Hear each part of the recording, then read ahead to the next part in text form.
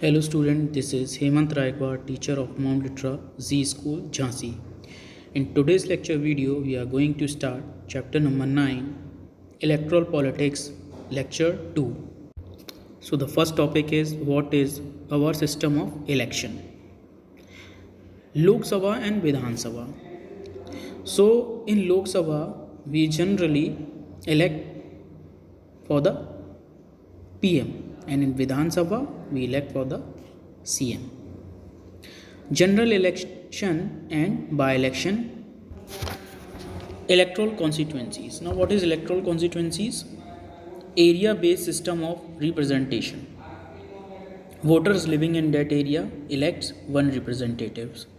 So as we all know, if you are living in that area, then only you can vote for that representative.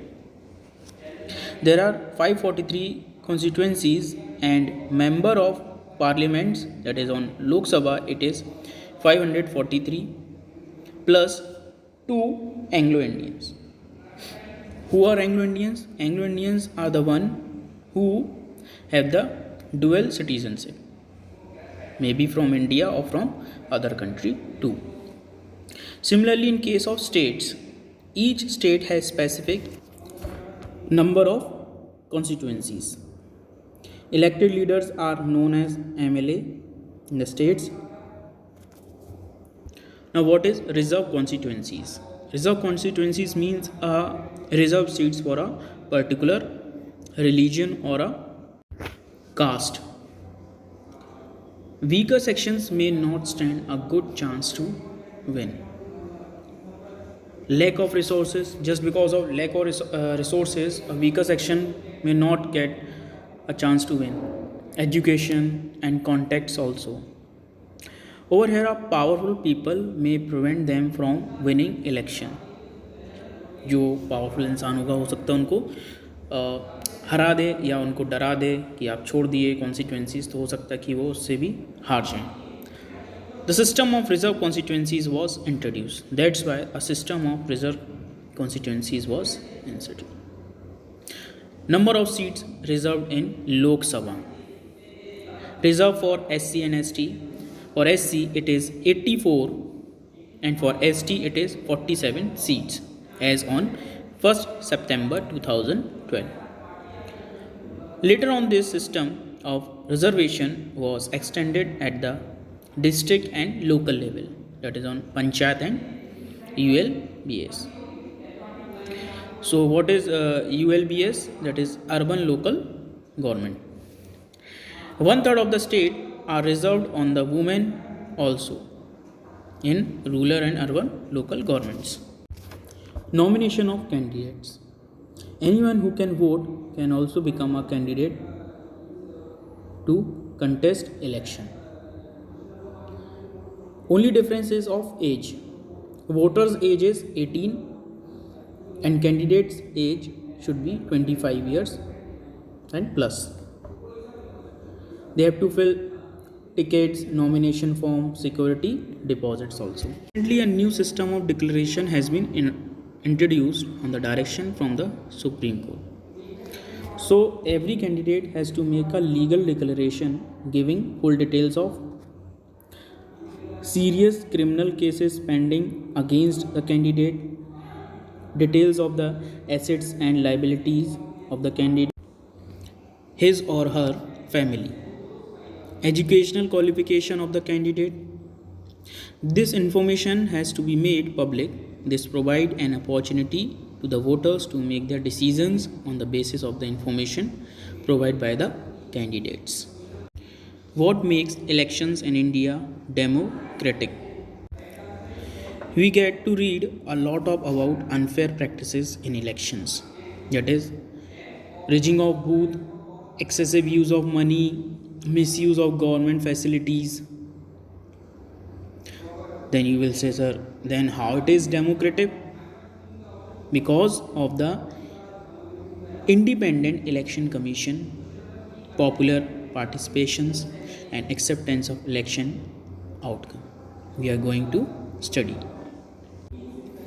Independent of Election Commission. Whether elections are democratic or not depends और who conduct the elections.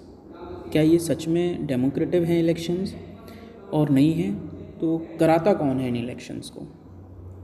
The one who is conducting an elections are election commissioner. He enjoys the same power as judiciary. जो एक जज के पास power होती है, in the same manner he has the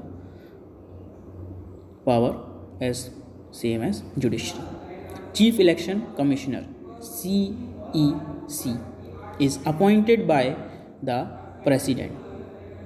He is not answerable to the president. When he is appointed, now he is not answerable to the president. इनको हटाया नहीं जा सकता है। बहुत लंबा प्रोसेस है अगर हटाएंगे भी, लेकिन हटाना इनको नामुमकिन है। Virtually impossible to remove the CEC. Now the powers of Election Commission. EC takes decision on every aspect of the conduct and control of elections. It implement the code of conduct. ये code of conduct भी implement कर सकते हैं. That is the, अगर चाहें तो अगर उनको लगता है कि कहीं पर गलत elections हो रहे हैं, unfair means are using, he can do the re-election over there. EC can order government to follow some guidelines. When election duty, government officers work under the control of the EC and not the government. And he can or she can order a re-poll. Popular participations. Over here, another way to check the quality of the election process is to see whether people participate in it with enthusiasm. If the election process is not free or fair, people will not continue to participate in the exercise. So the points are that अगर सही तरीके से elections नहीं होंगे तो लोग vote करने नहीं आएंगे and they will not participate. People's participation in election is usually measured by the voters' turnout figure. Now turnout figure is indicate the percent of eligible voters who actually cast their vote. Over the last 50 years, the turnout in the Europe and North America has declined. In India, the turnout has either remained stable or actually gone up. Means the graph is increasing in India and it is a stable, not going down. In India, the poor, illiterate and unprivileged people vote in large proportion as compared to rich and privileged section. So third point is expectation of common people from elections are very high.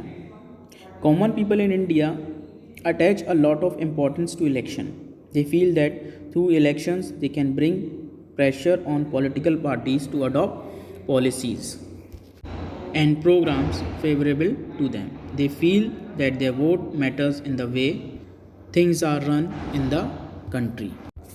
The interest of voters in elections related activities has been increasing over the year. So if you see that the interest of the peoples are increasing over the years in the elections. Acceptance of election outcome. Final test is outcome itself. The outcome of Indian election speaks for itself. The ruling parties routinely lose elections in India both of the national and state level. If you are not doing a proper work, you will lose the election. In the US, an incumbent of sitting elected representative rarely lose an election. Incumbent means a ruling party, यहाँ पर शायद ही है जो ruling party है वो हार elections. In India about half of sitting MPs और MLAs lose elections. So you can compare India और the US as a democratic country. Candidates who are known to have spent a lot of money on buying votes and those with known criminals connection often lose elections. Barring few disputed elections, the electoral outcomes are usually accepted as people verdict by the defeated party. Challenges to free and fair election. Let's start with some questions. Limitations and challenges of Indian elections are, what are the limitations, क्या क्या limitations हैं, how we can conduct a free and fair elections. Now we can read out the points. Candidates and parties with a lot of money may not be sure of their victory, but they do enjoy a big and unfair advantage over smaller parties. How? They can show their rallies, they are big enough than the smaller parties. Candidates with a criminal connection have been able to push others out of the electoral race to secure a ticket. जिसका criminal record होगा, हो सकता है उसको डरा दे, धमका दे दूसरे candidate को और उससे कहे कि आप ये इलेक्शंस छोड़ दीजिए. Some families tend to dominate political parties. Now what does it mean? They are supporting their family members. Election offer little choice to ordinary citizens. Parties have no major difference. So if you go through the party's agenda, you will find no major differences in their party rules and regulations. Smaller parties and independent candidates suffer a huge disadvantage compared to bigger parties. Thank you students. Hope you all enjoyed the video.